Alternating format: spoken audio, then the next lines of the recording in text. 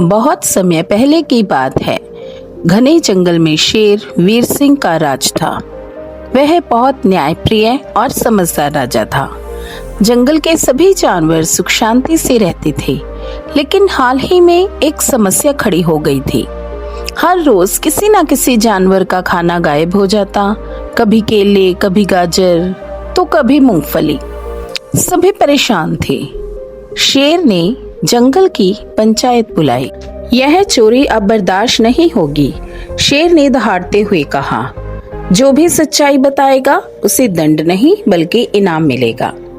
सभी जानवर चुप, लेकिन लोमड़ी चालाकी से बोली, राजा जी, मुझे लगता है कि ये काम खरगोश चिंकी का है। वह हर वक्त अकेला रहता है और सबके खाने की चीजों पे दिलचस्पी दिखाता है। खरगोश चिंकी घबरा गया।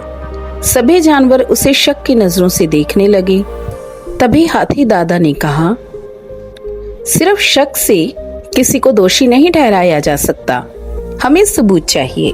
शेर ने यह योजना बनाई। उस रात उन्होंने अपने मंत्री बंदर चंचल को एक पेड़ पर छिपा दिया और लोमड़ी के घर के पास कुछ फल और सब्जियां रख दी। रात गहर आई और जैसे ही सब सो गए, चंचल ने देखा लोमड़ी चुपचाप आई, इधर उधर देखा और खाने की चीजें चुरा कर ले गई। सुबह होते ही शेर ने पंचायत बुलाई। चंचल ने सबको बताया कि उसने क्या देखा।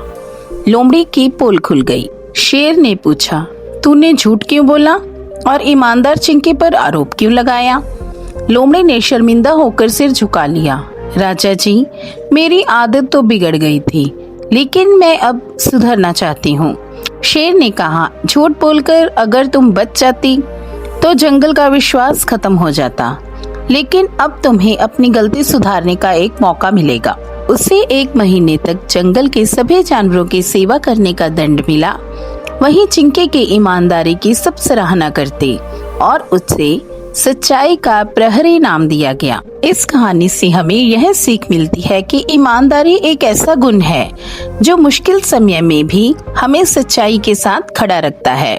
झूठ चाहे जितना भी चालाक हो, सच्चाई के सामने टिक नहीं सकता।